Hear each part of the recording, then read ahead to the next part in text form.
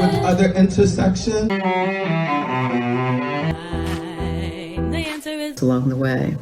Man, an enlightened. Water, they popped it onto their face and they put it up. His own free will. Such unthinkable violence.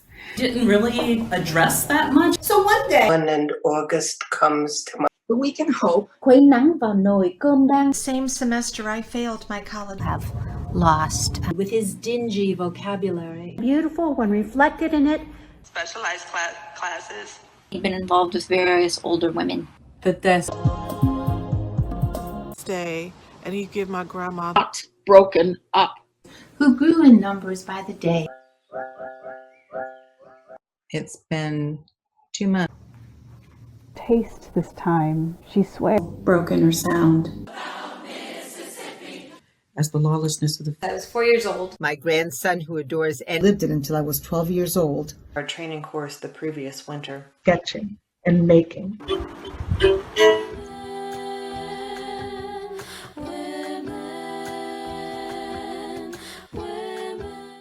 Amy Branson is a retired teacher, yogi, and writer. As she shares on her blog, much of her work is directly inspired by her interactions with older family members and people throughout her life. My name is Amy Branson, and I'm performing for 1001 Artivists. The title of my story is A Speck of Jellyfish, and it's about a badass woman. He twisted off the Snapple cap and read the inside of the top. Huh, it says here a group of jellyfish is called a smack, and then passed the cap to her. Darla decided at the beginning of their relationship that Eddie was a permanent DD, and she, on the other hand, had the perfect right to get shit-faced whenever she felt like it. The next morning she would always regret it, with all the sunshine and fresh air and possibilities missed, because she couldn't make herself do anything but watch old reruns of the Golden Girls and eat pancakes. But Eddie didn't mind, as long as she didn't throw up in his truck. It was the annual hotter-than-July fish fry at the Silver Spring VFW, and as far as she was concerned, they were right. Crescent moons of sweat had already begun to settle underneath her breasts, darkening the baby blue of her tank top.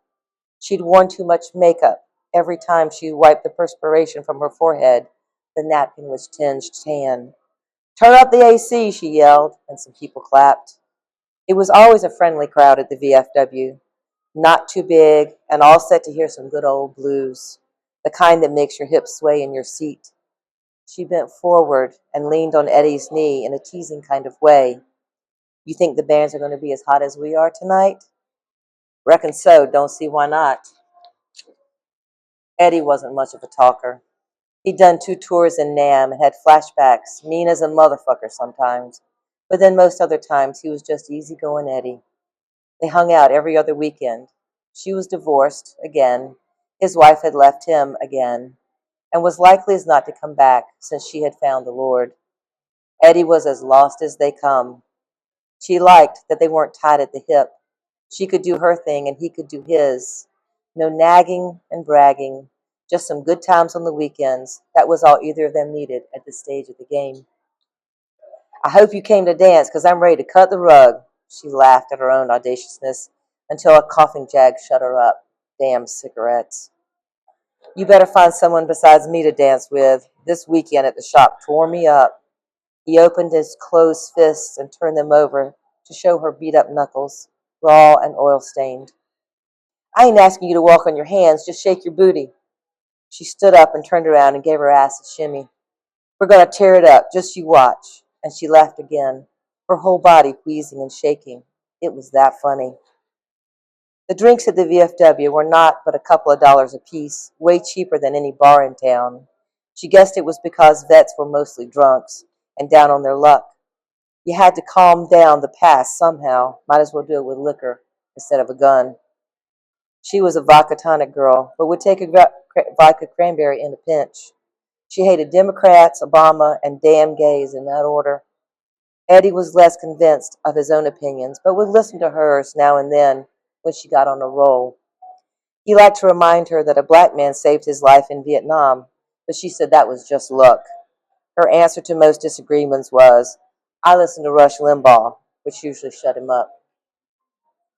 "I'm going to get me a drink. Want something?" Then she laughed. "No, wait, you're DD. Sucks for you, man." The bar was upstairs over the VA office, where the vets went for AA meetings, fights over benefits and mental health stuff mostly. To get to the lounge, as they called it, you had to go around the side of the building and climb the exterior metal staircase that led to the bar on the second floor. It was a pretty nice place if you loved the 70s. The walls were paneled in that old-timey fake wood, and the suspended ceiling had a disco ball in the center. A bunch of tables were set up around the perimeter of the dance floor, with usually just one guy mixing drinks at the corner bar. Every night of the week there was something going on. Bingo on Mondays, country swing dancing on Tuesdays, bacon cheeseburger night, you name it. As long as there was cheap liquor to be served, the place was pretty well packed. She made Eddie stop at the ATM so she could pull out some cash, because they wouldn't take credit cards. That was the only drawback she saw in the place. Both of them lived on a pretty tight budget, so they always went Dutch, except for birthdays. They treated each other on birthdays. Darla stood on her tiptoes and leaned her pocket-sized body over the bar just enough for the bartender to get a glimpse of her cleavage. "Hey, baby, how about you make me a vodka tonic, heavy on the vodka and easy on the tonic?" The bartender moved in slow motion, seemingly oblivious to her charm, and set the glass in front of her, never making eye contact. "Well, I tried," she thought, when she took a sip of the drink. "Hoo-wee, that set me right." She said it so loud, but to no one in particular. She laid her $2 on the bar, went over to the snack table, grabbed a couple of bags of chips before heading back to Eddie. "I hope they get that fried fish up here before I get too much of a buzz on. Damn, I'm hungry." She opened one bag of chips, took out a couple, and slid the bag over to Eddie.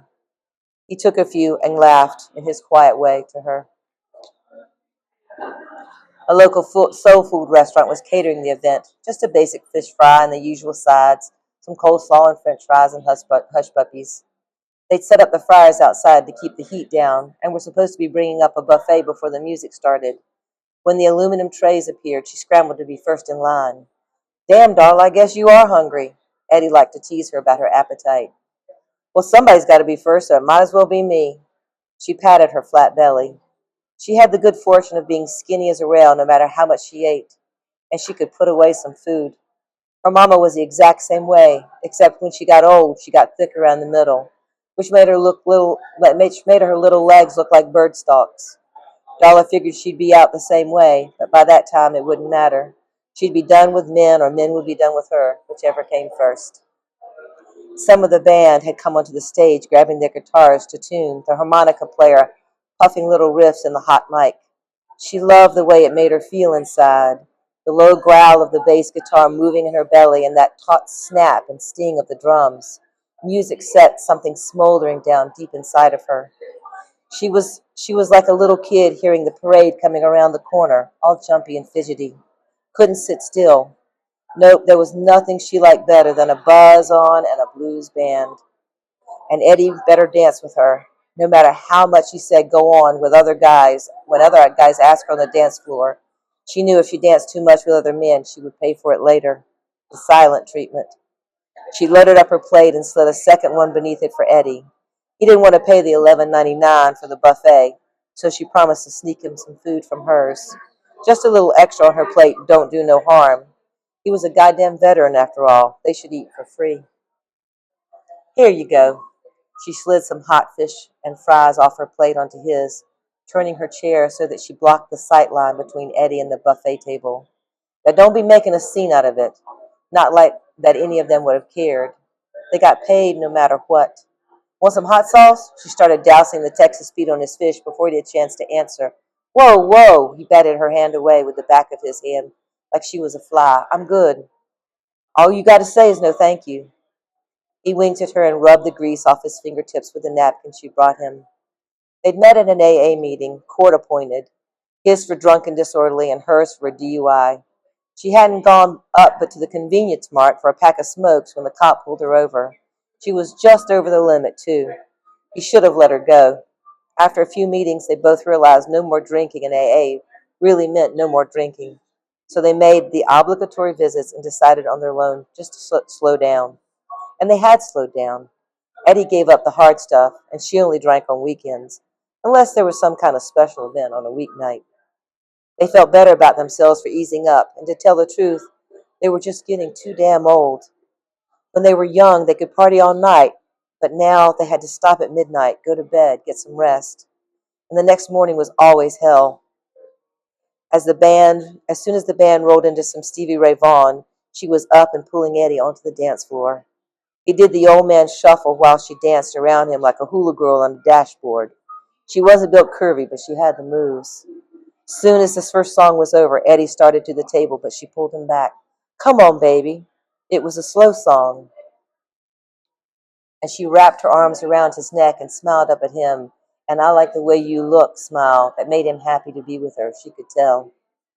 Eddie had just begun to sing the husky chorus of Life Without You into Darla's neck when she saw the girl out of the corner of her eye. That quick.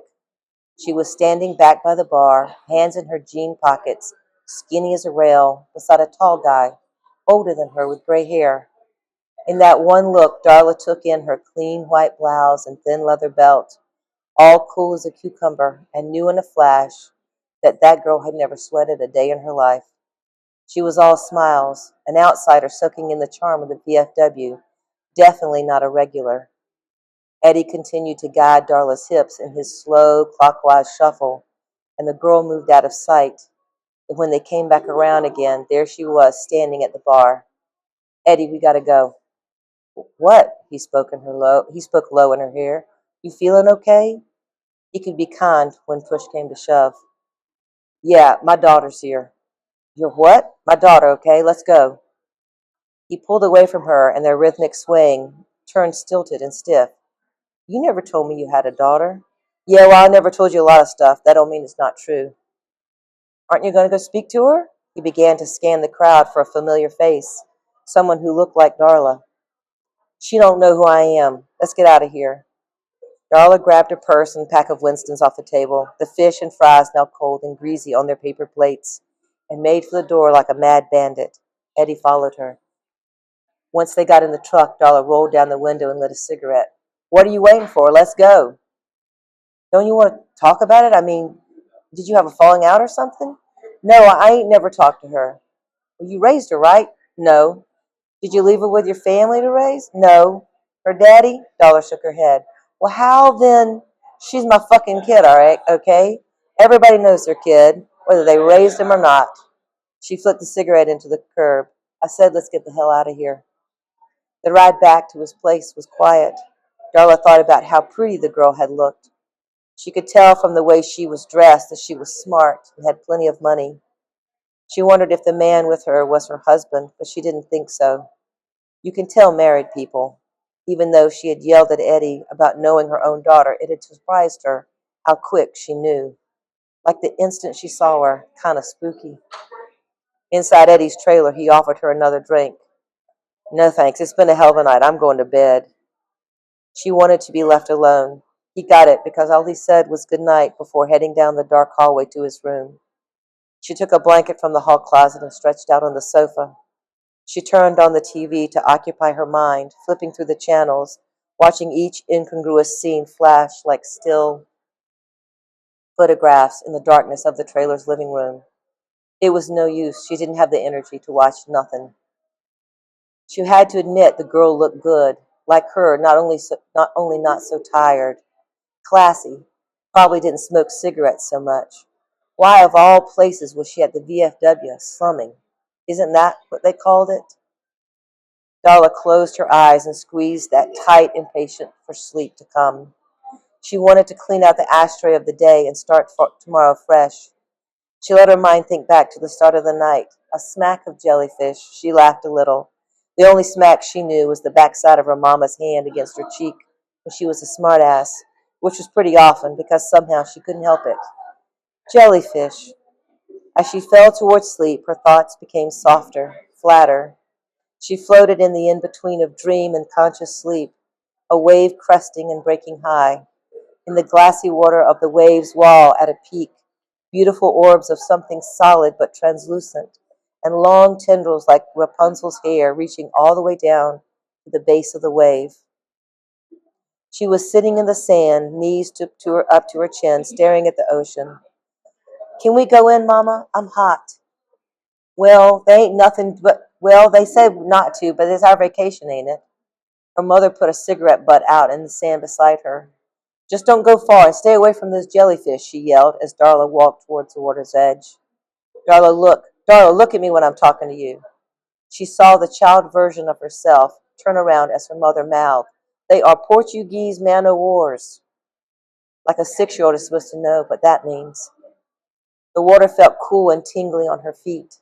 She would be careful and not go out too far where she could see the long things hanging down, the stuff that stung you. She waded to her knees and waited, and when it seemed safe enough, ventured out just to her waist. That was far enough. The current swirled around her middle as she watched the waves crashing on the sandbar in the distance, the foam rolling in towards the shore. She waved to her mama and the lifeguard standing next to her, pointing to the water. She never saw the tentacles, but she sure felt them.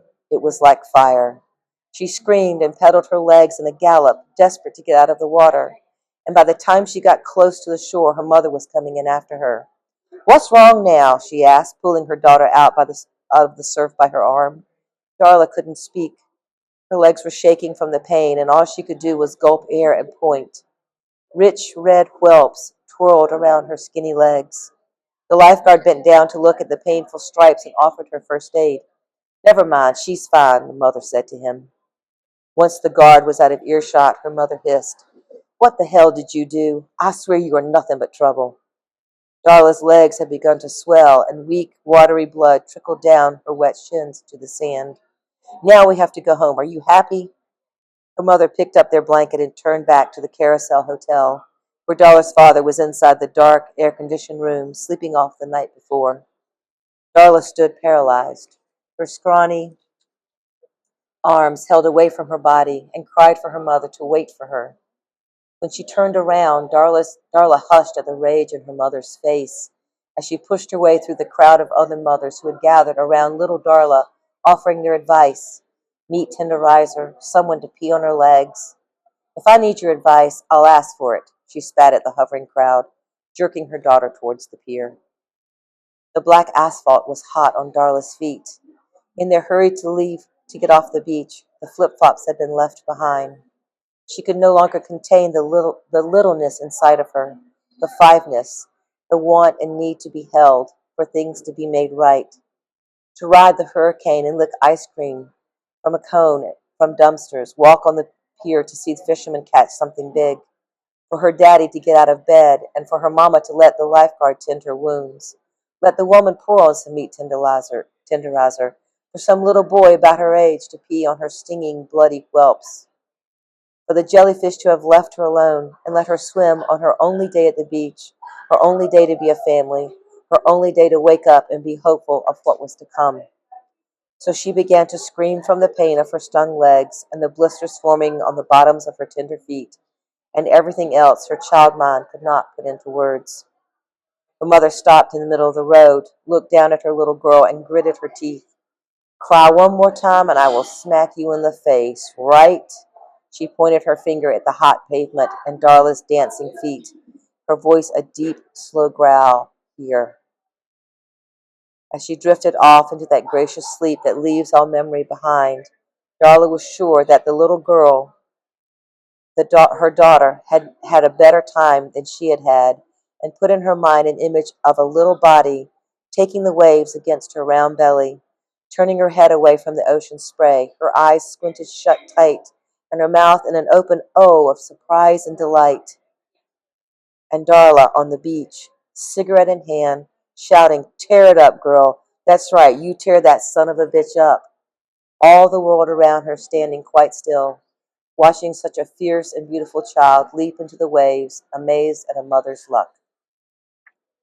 We've gathered such an incredible community of strong, fierce, creative women whose voices and art can continue to change the world for the better. There's so much work to do. First, let's finish this job. Make sure your vote counts. Help us sustain and grow this beloved community by donating money, volunteering time, or by telling your friends about us. With your help, we'll be able to provide a wider platform for artists, produce higher quality videos, publicize our activism to bring voices to a wider audience, pay our interns, and hire an executive director. Please consider supporting us.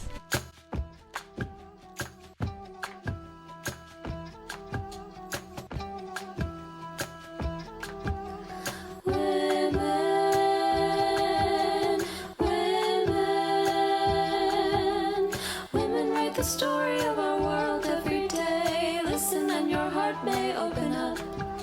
If ever you feel frightened of our world that's washed away, a mother is a mother, come to us. Women.